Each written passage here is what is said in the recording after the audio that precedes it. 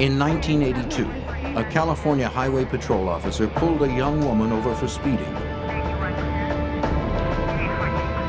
He bullied her into sex and then killed her. He then used a decade of police experience to try to cover up his crime and convince local investigators of his innocence.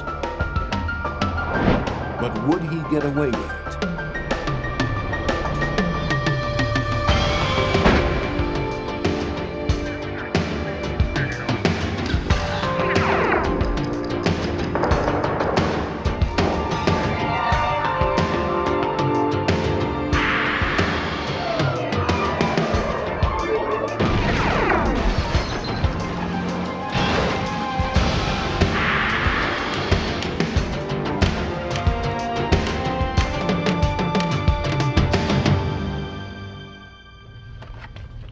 Society depends on trust and authority. It's a system that works, and because it works, we hardly think about it. A uniformed officer demands respect, and we willingly comply. But what if that trust were betrayed? What if a police officer abuses his authority? George Gwaltney was one such cop. The popular and decorated California Highway Patrol officer committed the ultimate violation. He murdered. I'm Jim Kallstrom, former director of the FBI's New York office. When good cops go bad, the full power of law enforcement rallies to repair the damage, rebuild the trust, and deliver justice. The Gwaltney case taxed the resources of both state police and the FBI. He was a cunning adversary, trained in crime solving, and he knew how to cover his tracks.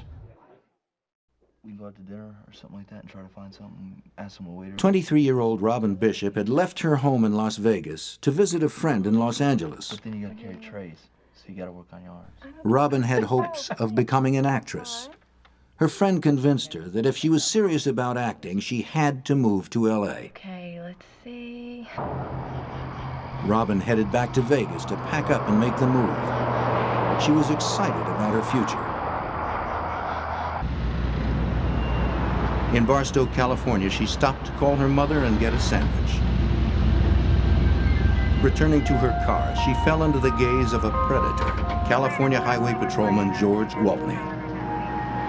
Though he was a highly respected officer and member of the community, Gwaltney had a secret history of stopping women for speeding and then soliciting them for sex in exchange for getting out of a ticket. The night of January 11th, 1982 was no different. He quickly memorized the make and model of her car. He also noticed the Nevada license plate.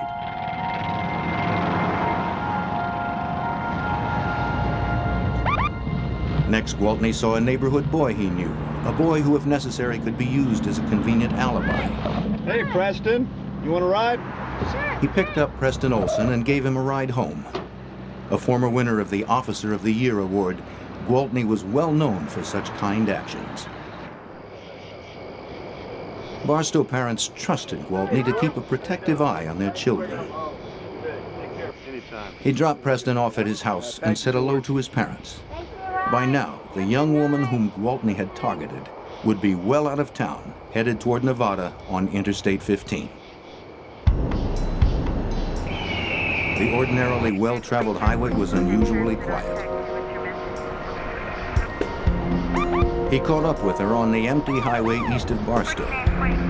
He turned on his light and siren and pulled her over.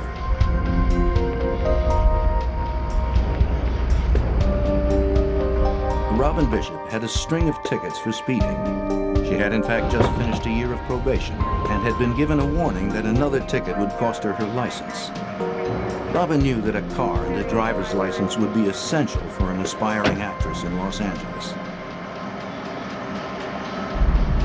Okay, man. Do you have any idea how fast you were going? Pretty bad. Just a little bit too fast. I'm gonna have to ask for your license, man.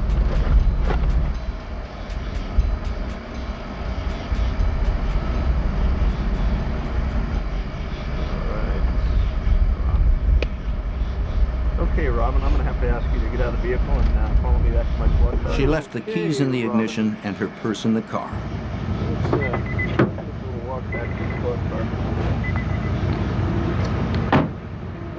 Robin was probably surprised to be taken back to the patrol car, but she obeyed. Unfortunately, Gwaltney had more than a speeding ticket in mind. Go ahead and turn around for chance on your head. I'm going to have to cuff you and take you in. For speeding? Yep, that's the law. I was just speeding. Gwaltney stood her up against the patrol car and handcuffed her.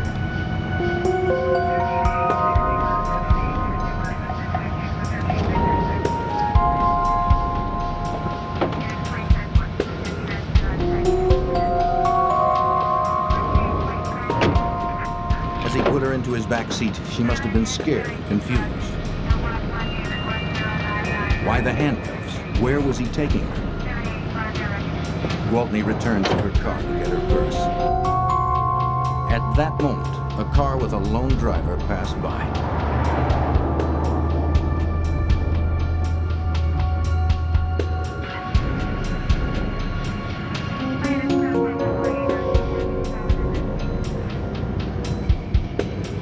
Gwaltney retrieved the purse, returned to his car, and pulled away, leaving her car abandoned on the interstate shoulder.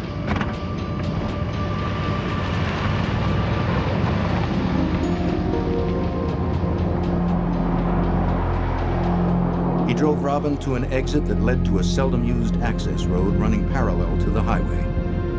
It was a place he often went to take a break during his patrol shift. A secluded lookout point where he could observe the highway some 400 feet away, clearly from all directions.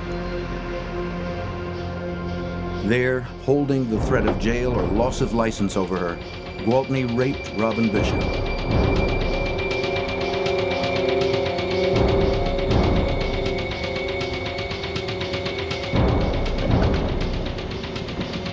When he was done with her, he radioed in a wants and warrants check on Robin's car as if it were abandoned. He knew he'd been spotted walking towards Robin's empty car. Yeah, I'd like to report a 2829. Yeah, license number 561 FBD. It was the first in a long line of lies covering his actions for the official record. Copy that. Second floor.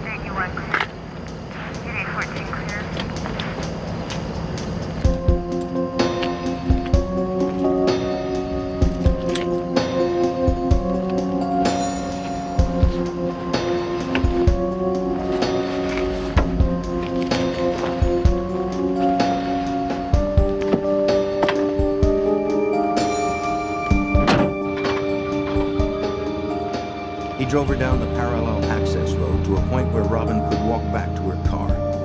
He removed the cuffs and let her out of the car.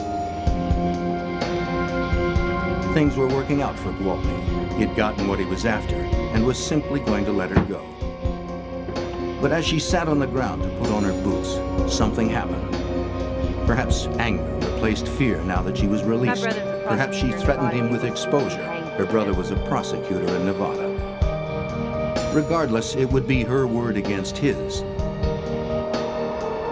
But then, as he stood next to his vehicle, he was suddenly caught in the spotlight of a passing deputy sheriff's car. The deputy may well have noticed Gwaltney's patrol car from the highway nearby. Gwaltney could not know whether he had been recognized. Suddenly, Robin's threats became more real. How could he explain being out there on the access road? In a moment of panic, Officer George Gwaltney decided Robin had to be silenced. Gwaltney took a final and irrevocable step. Now, there was no way to distance himself from the dead girl. Frantic, he devised a way out. He called the dispatcher and reported finding a dead body, a possible suicide. Knowing he had only moments before other officers would arrive at the scene, he searched under her head for the bullet that had killed her. As evidence, the bullet had the power to destroy him, but there was no exit wound.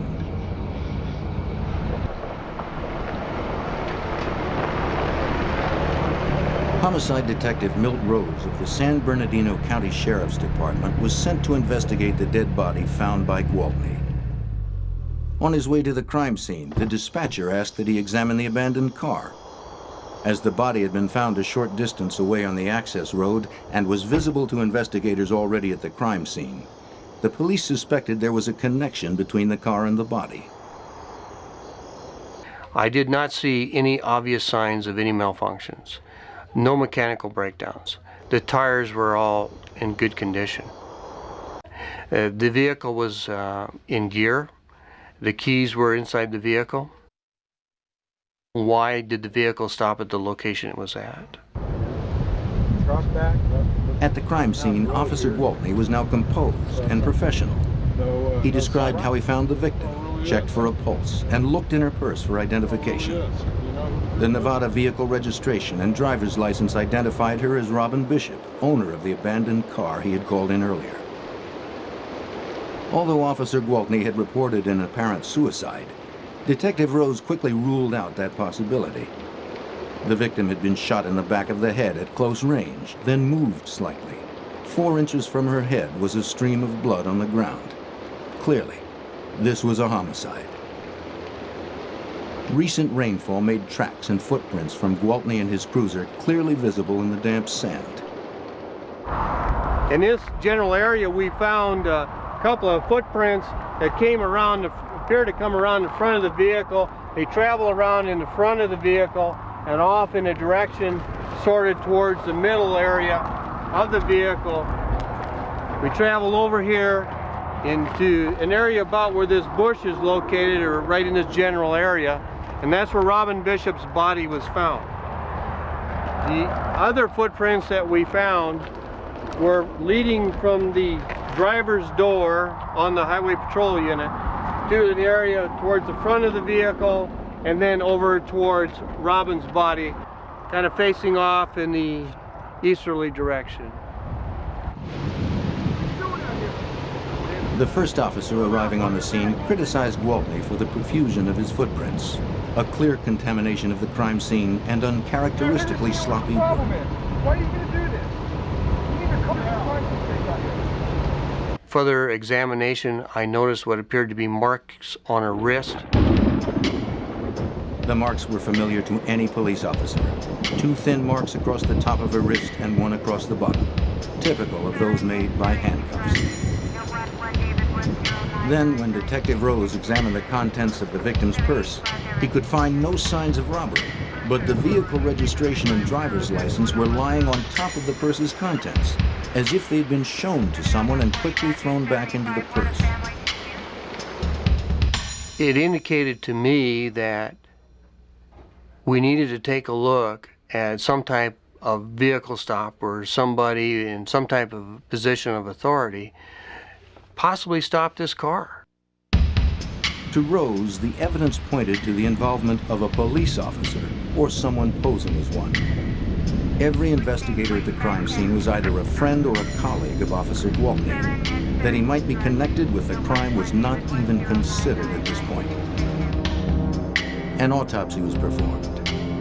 The results confirmed that the body had been moved slightly after being shot, and that the bruises were in fact made by handcuffs. The fatal bullet was found lodged in Robin's jaw. Though it was the caliber of a standard police service revolver, the brand was not the standard ammunition. The autopsy also showed that she had had sex within 24 hours of her death, but there were none of the normal physical signs of a forcible rape. The first thing we needed to do was to eliminate people that had been to the scene or could have been in the area. Other highway patrol officers, other deputies, whoever was in that particular area around that time frame. We needed to start with Officer Gwaltney to begin with, because Officer Gwaltney was a person who found the body. Gwaltney's survival depended on staying 1 step ahead of the investigation. When he finished his shift that night, he struggled to remove the gun barrel from the murder weapon. It was the one piece of hard evidence that could conclusively implicate him in the crime. Gwaltney knew his gun barrel left identifiable markings on the bullet that killed Robin Bishop. The next morning, he went to a local gun shop to order a new barrel, which would confuse a ballistics test. But the barrel was not in stock and had to be ordered. Then he took his uniform to the dry cleaner and his holster to the repair shop for re-dyeing and restitching. All that remained was to stall for time until the gun barrel arrived. In Barstow, Rose held a briefing that morning with the police and sheriff departments to discuss the case. He asked all officers on duty the night before to turn in their weapons so that ballistics tests could eliminate them as possible suspects in the crime. Gwaltney made sure to attend. During the briefing, he learned that the fatal bullet had been recovered. By early evening, Gwaltney was the only officer who had not turned in his weapon for testing. The detectives went to his home and asked for his service revolver.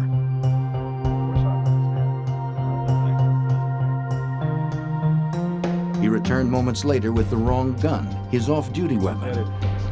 George, this isn't your service revolver, and that's what we need. Your service revolver. That service. And everyone else. The captain sent him back for his service revolver, but he returned empty-handed. You aren't going to believe this, but it's been stolen. What do you mean stolen? Well, George. there's been some burglaries in the He claimed neighborhood. that his house must have been burglarized. The gun was missing. Have to ask for your. The story sounded doubtful, This is a formality. but because Gwaltney was a highway patrol officer, Detective Brian English with the San Bernardino County Sheriff's Department was inclined to believe him. I kind of empathized with him because we were, in my opinion, we were looking for evidence to show that he didn't do it. It was some criminal that did it, you know.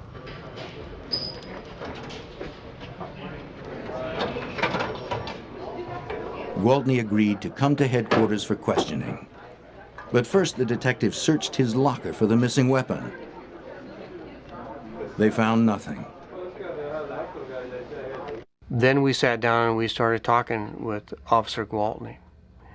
And to him, it didn't appear important that his gun was gone, which was very significant. And if I was in his position, I'd have been extremely worried, and it didn't seem to bother him. By now, it was almost 2 days after the crime. The missing weapon and Gwaltney's odd behavior made it impossible to deny the obvious. Gwaltney was advised of his constitutional rights. Although this made him the primary suspect in the case, there was insufficient evidence to actually arrest him. Insisting he was innocent, Gwaltney agreed to give a tape-recorded interview. Statement that we can record on tape about the night that Robin was shot. Yeah, I have no problem with that. He said he'd worked his regular beat patrolling the interstate on January 11th. And I came across the dust, B210. After his dinner break, he had picked up a young boy he knew, Preston Olson, whom he had seen walking home alone. Hey, George. Hey, good to see you. After dropping Preston off at his house, he was by 8:50 p.m. back on the interstate. About 9:15, he found the abandoned car, ran a stolen vehicle check, then turned onto the access road. Seeing a pale shape, he had pulled over. It was the body of the victim, Robin Bishop. He was not reacting normally for a person who had been accused of committing this kind of a crime. Had it been me, I would not be talking to them. I'd tell them to prove it. I'd be very irate. I'd be very upset. Officer Gwaltney had repeatedly insisted on taking a lie detector test. He reiterated his statement and then answered a series of critical questions, including the direct question, had he killed Robin Bishop? No.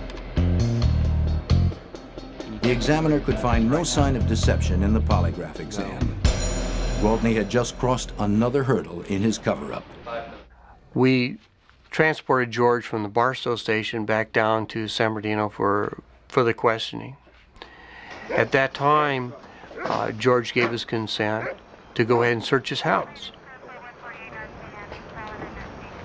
Sheriff's deputies investigated Gwaltney's claim that his house must have been burglarized, but they could find no sign of forced entry. The homicide detectives then began their work. At dawn, they found the frame of a Smith & Wesson Model 19 .357 Magnum revolver inside Gwaltney's truck. The frame was badly damaged with tool marks. It appeared to have been dismantled by someone who had no knowledge of how to take it apart. The barrel, which would have been used for a ballistics comparison, was gone. Therefore, there's no ballistics match could be done. The gun frame was registered to George Michael Gwaltney. To the detectives, it had been dismantled for only one purpose. Gwaltney was placed under arrest. But the evidence was still only circumstantial. a link between the revolver and the tools used to dismantle it had to be found. The detectives returned to Gwaltney's home for another search. Evidence was collected. Gripping-type tools and a pipe vise found behind the garage that showed fresh signs of metal transfer.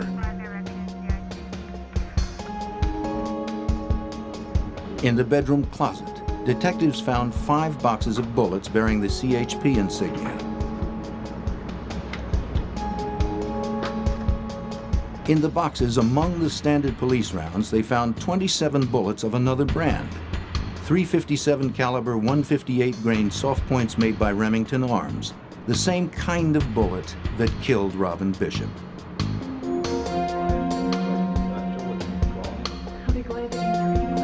Gwaltney's wife was in a state of shock and disbelief.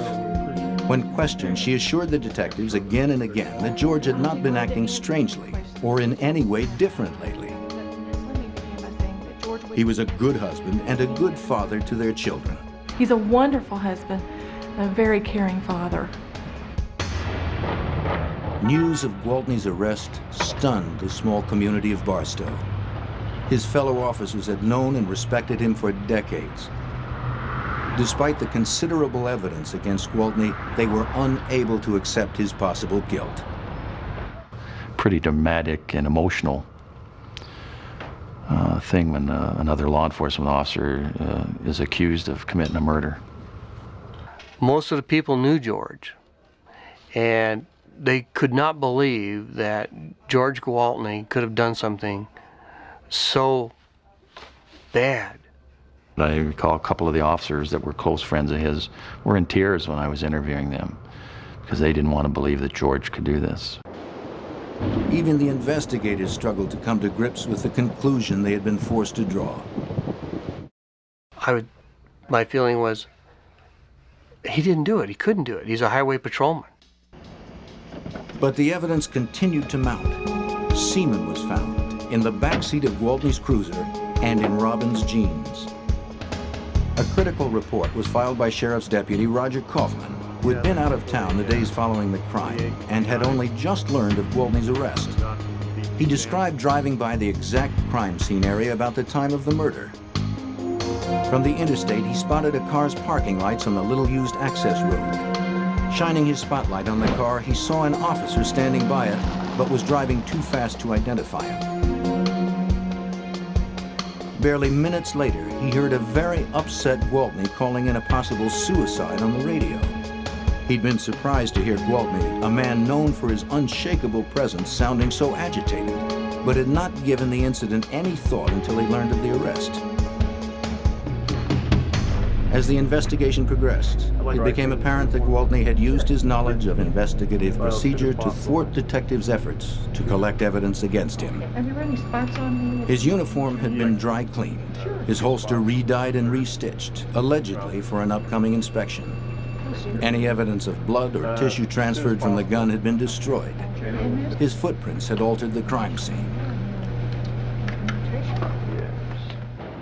When detectives questioned the owners of gun stores in the area on the theory Gwaltney would have tried to buy a replacement barrel for his service revolver, none could recall him being in their stores. After several months of an internal investigation, Gwaltney was fired from the California Highway Patrol. Okay, bye.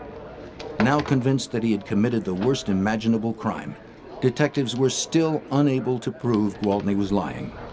His wife and friends still solidly supported him. 9 months later, the trial began, with prosecutor Betty Kennedy confident that the considerable evidence, though mostly circumstantial, was strong enough to result in a quick conviction.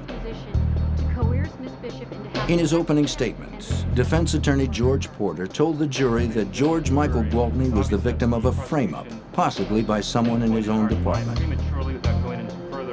Someone stopped Miss Bishop, as he would show, but it was not George Gwaltney. The defense produced a key witness, railroad worker Dennis Gubler, who testified that he had passed Robin Bishop's empty car on the highway shoulder that night. A light-colored car was parked 50 feet behind it. Gubler described to the jury a man carrying a flashlight who was approaching Bishop's car. His description, however, seemed to eliminate Gwaltney as the man he saw. Other suspects, Porter contended, must be considered. The prosecution constructed a precise and elaborate timeline for the jury, from Robin's final phone call to her mother in Barstow to Gwaltney's radio call reporting the discovery of her body. The timeline included all of Gwaltney's known actions and time for the murder as well. The prosecution believed its case was bulletproof. Travel times, the pickup of the Olsen boy, the deputy's sighting, the radio calls, everything. But Gwaltney's attorney countered by producing dozens of witnesses, CHP colleagues and personal friends who testified to his impeccable character and record. He used the timeline itself to cast doubt on the series of events. Could Gwaltney possibly have had enough time, barely 20 minutes, to do all he was accused of? The defense easily challenged the scientific analysis of the semen samples from the car and the victim. The technology for using DNA in the courtroom was still 6 years in the future. In addition, Porter was able to cast doubt on the prosecution's inconclusive tool mark analysis of the gun frame and tools taken from Gwaltney's vehicle and residence. Nevertheless, the prosecution believed the bullet evidence and the dismantled gun frame would be enough to convince the jury. The strongest evidence that we had in the particular case was the frame of the gun. How can you explain the frame? How can you explain why it was in the vehicle? Why was it taken apart? Why was the barrel missing? Why was the cylinder missing? The grips, the hammer, the trigger? Why? Gwaltney was prepared and polished, providing the defense with its best witness, himself. He had an answer for everything that was questioned to him. And every answer he had was feasible. And what their defense tactic was to put a small amount of doubt into each one of the items of evidence that we presented. And that's what they did. And George did an excellent job of tying up all the loose ends when he testified. In the end, the testimony of 50 witnesses in 30 areas of expertise and all the accumulated evidence failed to convince the local jury. After 4 days, a deadlock was declared, 8-4 in favor of acquittal. George Gwaltney was a free man. Nothing is, as some people say, a slam dunk. And you never know which way the jury's going to go. You never know which evidence the judge is going to let in and which evidence the judge won't let in. So, because I wasn't involved in the daily routine, I was very much surprised that George was not found guilty. We spoke to a number of the jurors, and a few of the jurors thought there was a good possibility George was the one responsible, but they couldn't believe he actually did it. And if he did do it, he was a highway patrolman. He worked hard. He worked for the community. He was respected. We just couldn't find him guilty. Still believing George Gwaltney was guilty, prosecutors were determined to get a conviction. Less than 1 year after the mistrial, Gwaltney was tried again in Superior Court. But with little new evidence presented, the trial ended in another deadlocked jury, 7-5 in favor of acquittal. George Gwaltney walked away, seemingly out of reach of the law. I was stunned. I sat around for several hours just thinking about rehashing what could have we done to change the outcome. What could we do if and when there's another trial? Arguing the appearance of harassment, the judge denied prosecutors a third trial. It appeared that George Gwaltney could not be brought to justice in the town of Barstow. We felt, and I was convinced, that George killed this lady and that we needed someone to come in and prosecute George. George needed to pay for what happened. From the moment of Gwaltney's arrest, the FBI had been watching this case with great interest. Anytime a homicide involving a police officer takes place, the FBI monitors the investigation. After Gwaltney was acquitted a second time, there was enormous public pressure to find the truth surrounding Robin Bishop's murder. The FBI's Los Angeles field office decided it was time to intervene. The FBI knew that George Gwaltney could never be tried again for Robin Bishop's murder in the state of California. But in a federal court, he could be charged with violating her civil rights. By killing Robin Bishop while he was on duty, George Gwaltney had committed a federal crime. By taking her life, he had violated her civil rights. This had never been argued in a criminal trial before. But the FBI and federal prosecutors believed the Bishop murder was a perfect test case. The case was assigned to Special Agent Michael Randolph. Gwaltney was like a wolf in the sheep pen. The local law enforcement didn't know that he was the perpetrator. He was the person that had committed the murder, so he would stay one step ahead of them, destroying evidence. And this is a significant reason that the locals were unsuccessful in their prosecution. They didn't realize what they were dealing with. Exhaustively reviewing the crime scene photographs, Agent Randolph's attention was caught by a photo. It revealed the contents of the trunk of Gwaltney's patrol car the night of the murder. In it, he spotted a small box of ammunition. He sent the photos off for enlargement and analysis. We were notified by the FBI laboratory that photographic analysis revealed that that was a box of .357 Magnum ammunition and was in fact illegal ammo of the type that Gwaltney had testified he did not carry and was not carrying the night of the murder. It was also, we believe, the same box of ammo that was collected from his house. Agent Randolph had just caught George Gwaltney in his first lie. We knew that he had lied about one thing at the two local trials. There had to be other things that he had lied about. Working closely with the San Bernardino Sheriff's Department and the California Highway Patrol, Agent Randolph began re-examining virtually all of the evidence from the first two state trials. Instead of handling it as a usual criminal investigation, we took an exhaustive approach, sort of like a TWA Flight 800 approach. Every rivet had to be looked at, every rock had to be looked at. The mountain of reports, transcripts, photos, and physical evidence would be painstakingly re-examined by the FBI labs and Bureau field agents. Key things that were used that we sent back to the lab would include such things as, obviously, the frame of the gun. The frame of the gun had been recovered by the local police, and they had done tool mark analysis but had been unable to show who took the gun apart. The gun frame was sent back to the Firearms Tool Mark Unit of the FBI labs in Washington. Unique in the world, the lab has a collection of over 2,000 guns, from John Dillinger's pistol to the newest military assault rifle. Every bullet manufactured for the last 50 years is here too. Hollow point and steel jacket, 22 to 50 caliber. Like the guns, they're all here for testing and comparison. The soundproof ballistic room allows for comparison firing and bullet retrieval. Comparative microscopes allow for precise analysis of the gun barrels. But the most valuable asset in the lab are the agents, whose long experience in these specialized tests make them invaluable in difficult cases such as the Bishop murder. Jim Cadigan of the FBI Firearms and Tool Mark Unit was brought into the case to conduct a tool mark analysis of the gun frame and the 15 different wrenches and tools, including the pipe vise, taken from Gwaltney's home.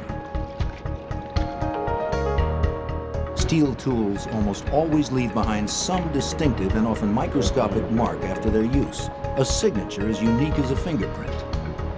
The FBI Tool Mark Lab is one of the largest, most specialized, and most technologically sophisticated in the country. It was obvious from the beginning that the individual that had worked on this particular firearm knew something about forensics because he had removed several pieces of the firearm that could be of some use later on to a forensic examiner. Agent Cadigan approached the very specific task of associating the tool marks on the gun frame with the tool marks made by the 15 gripping tools taken from the Gwaltney home. The question was, could one of these tools have been used to hold the frame while the barrel of the firearm was being removed? In looking at the frame, I noticed near where the hole was for the pin that locks the barrel down, very near the hole for that, there was a small 1/16 of an inch impression, almost as if it was made by a small screwdriver tip, right below that hole. This tiny mark matched a small imperfection in one of Gwaltney's tools. In looking at the tools that were submitted from Gwaltney, I noticed that one of those tools, a pipe wrench, had a broken tooth, and the tooth was broken off in the middle, and then there was a small island of metal left on the tooth, and that looked very similar to the mark that was on the frame. So using that as a pivot point, I started making impressions with that tool and comparing those impressions under a microscope, the tool marks, with the impressions that were on the frame, and was able to come to a conclusion that that particular tool was used to the exclusion of any other tool to make the marks that were found on the frame. In addition to the tool marks testing, the FBI lab conducted extensive testing on the particular bullets found in the Gwaltney home. The lack of a barrel on Gwaltney's gun made a ballistics test impossible, a problem that had hurt the prosecution in the state trials. So the FBI lab devised a test that had never before been used forensically, a radical new use of nuclear technology in forensic science. When a manufacturer of lead like Remington Arms makes a batch of lead, they throw things in much as you would when you're making meatloaf. That makes each batch of lead unique. We then took over 200 rounds that the locals had collected when they did their investigation of George Michael Gwaltney. We submitted those to the lab. The lab made those radioactive and got their molecular weight, their chemical fingerprint, and lo and behold, we find approximately 27 rounds that are the exact match as the lead taken from the head of our victim. The samples in the reactor absorb neutrons and become radioactive. This radioactivity is measured and gives a precise reading of the chemical elements in the lead from the bullet, an atomic fingerprint. The radioactive tests were indisputable.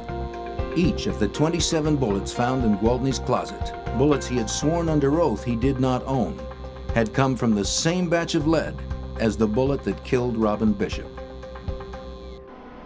The FBI lab worked to establish a definite match between Gwaltney's gun frame and his pipe wrench, and between the fatal bullet and the bullets found in his home. Additionally, Agent Randolph constructed psychological portraits of not only George Gwaltney, but Robin Bishop. It was important that the federal jury perceive her as a genuine victim.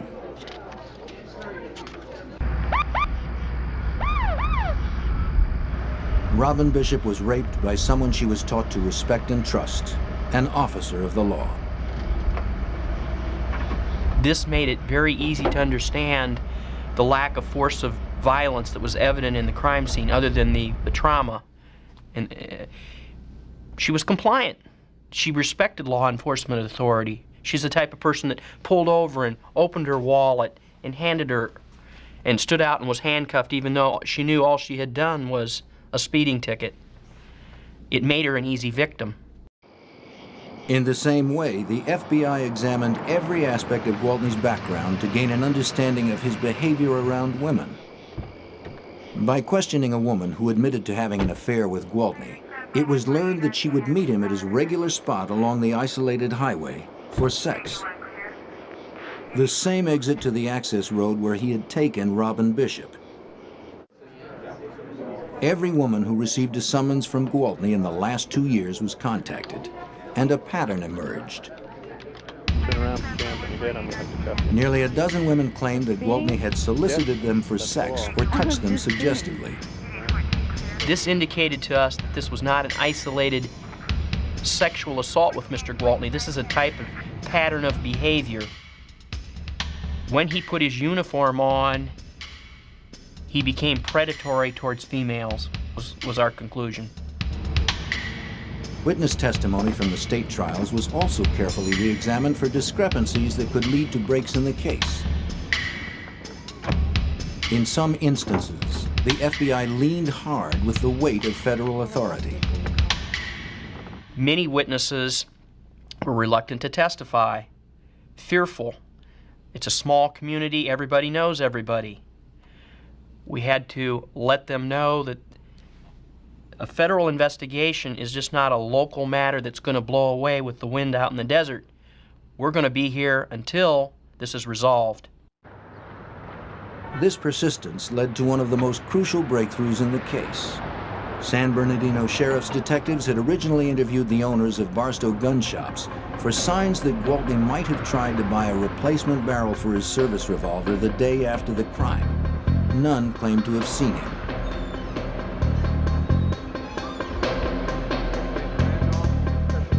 One of those interviewed was a Mr. William Addington, owner of the Powderhorn Gun Shop.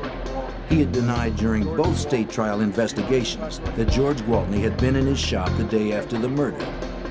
But printouts from the shop's phone bills caught Addington in a lie.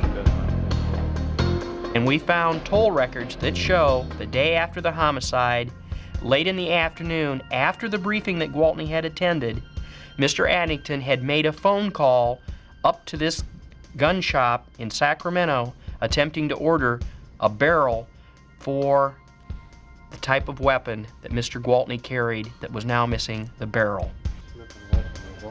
Now confronted by the FBI with this evidence, Addington admitted that Gwaltney had been in his store trying to buy a barrel for his revolver the day after Robin Bishop's murder. Addington had previously lied to state investigators in an effort to avoid getting involved. Fearing that lying to the FBI was a felony, Addington broke down.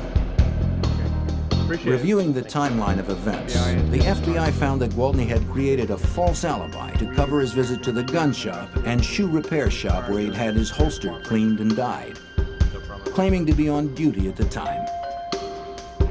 Gwaltney's story was falling apart.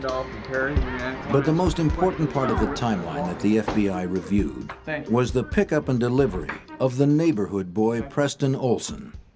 The problem with that story was nobody had ever sat down with Preston Olson. He testified at 2 trials, and he verified what Gwaltney said. But as the FBI went over the events with Preston and his mother, minute by minute, they realized that Officer Gwaltney had actually left the boy's house a half-hour earlier than his original testimony. Come home and watch television. Preston never owned a watch and had never timed it, and nobody had ever done a timeline analysis with him. This new information and the resulting revision of the timeline was one of the most important developments in the FBI's case. We didn't stop for anything. There was no traffic whatsoever. He can't change his story. He's locked himself in on 2 local trials to the local timeline. So the timeline was very significant. It gives him a half hour he has no explanation for. With a revised timeline, Officer Gwaltney now had ample time, 20 to 40 minutes, to stop Bishop, handcuff her, force her to have sex with him, then shoot her. Gwaltney knows she's got out-of-state plates. She's an attractive young blonde woman. He zips up the road, takes him a couple minutes, and then gives chase.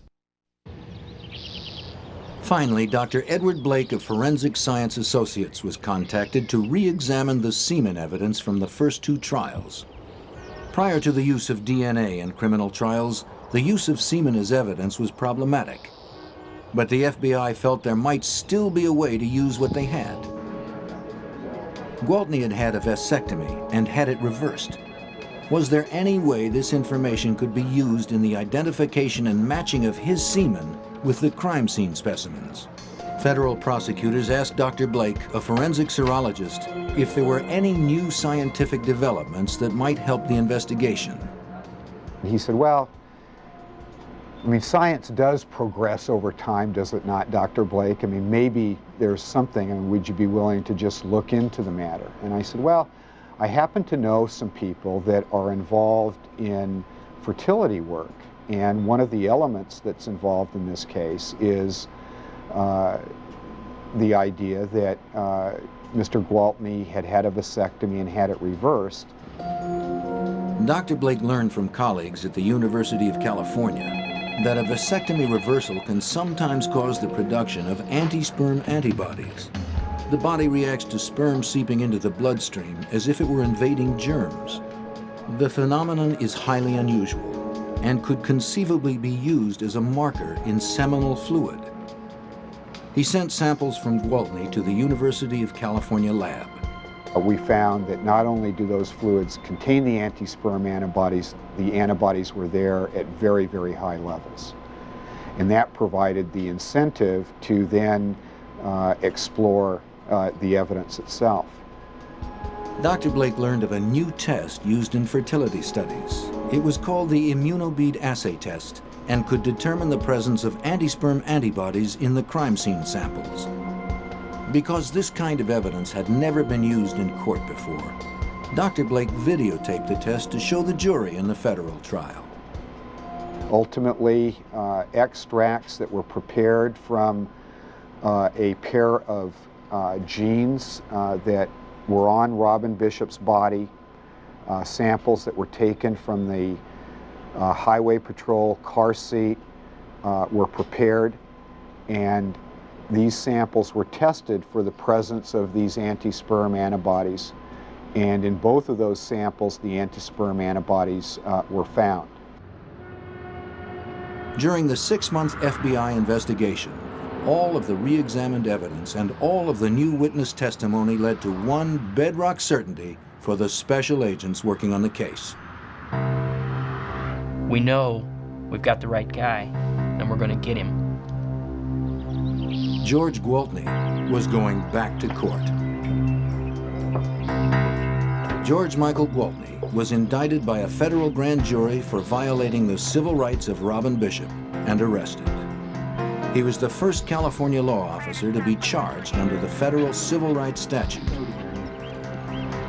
Once again, he pleaded not guilty. But for the first time since the ordeal began, Robin Bishop's parents had hopes for a different outcome. This time, George Gwaltney faced a federal court and the FBI. It was clear from the beginning that the federal trial would not be a repeat of the first two trials. The federal trial began on January 17, 1984, in the U.S. District Court in Los Angeles. George Gwaltney was represented by public defender Carol Douglas, who chose not to have his client testify. He knew George Gwaltney was in serious trouble. And then he subsequently murdered her. Gwaltney knew that we were breaking his alibis, breaking his stories, and that he was going to have to concoct a new story. He had painted himself into a corner, and we were going to use his brush to paint him into a jail cell. This is a frame-up. As the trial progressed, the FBI punched a hole in every strong point of Gwaltney's earlier defense. The prosecution told the jury that Gwaltney had marked Robin Bishop as prey the first time he saw her in the fast food restaurant. With the testimony of the other women he had abused, Gwaltney's Officer of the Year image crumbled. After dropping Preston Olson at home, he pulled Bishop over and ordered her into his patrol car. The new testimony now gave him plenty of time. Following an established pattern, he drove to a familiar secluded spot and forced her into a sexual bargain, corroborated by the semen stain on the back seat of his new patrol car. As she sat struggling to put her boots back on, the blinding spotlight of Deputy Kaufman's patrol car hit Gwaltney, placing Gwaltney on the access road with Robin Bishop away from her car. Having no idea of who had seen him or what they had seen, he panicked and killed Robin Bishop. Then he breathlessly called the dispatcher with a possible suicide. The autopsy and the crime scene photos showed that he had not moved her head to check for a pulse. The movement was too great. He was desperately searching for the bullet that killed her, one in a series of actions in which he tried to cover up his crime. That night, Gwaltney roughly removed the barrel from the murder weapon which left the microscopic tool-marked fingerprints that matched the gun frame with Gwaltney's tools. But perhaps most damning in the courtroom was the controversial immunobead assay test. Videotape of tested samples from Robin's jeans and the car seat show the tiny beads attaching themselves to the sperm. What you can see in these videotapes for the appropriate specimens, that is, specimens that contain the anti-sperm antibody, is the final stage of the analysis. Live sperm were shown swimming through the medium with the beads attached, indicating that the antibodies were present in both specimens. Dr. Blake was allowed by the judge only to indicate percentage results of his testing. He testified that Gwaltney's blood type put him in 12% of the population. Of that 12%, only 5% of those would test positive for the presence of anti-sperm antibodies. Less than 1% of the population could possibly have had sexual intercourse with Robin Bishop that night. As much as the defense might argue that the rest of the evidence was circumstantial, the scientific evidence was overpowering. The verdict was returned swiftly. When the jury walked in, they would not look at Gwaltney, and it was very clear that they had a guilty verdict. As far as I was concerned, I was pleased and that George had to suffer the consequences of his action, and that Robin Bishop's death didn't go uninvestigated. It was, it's a case you'll never forget. You took advantage of a vulnerable person.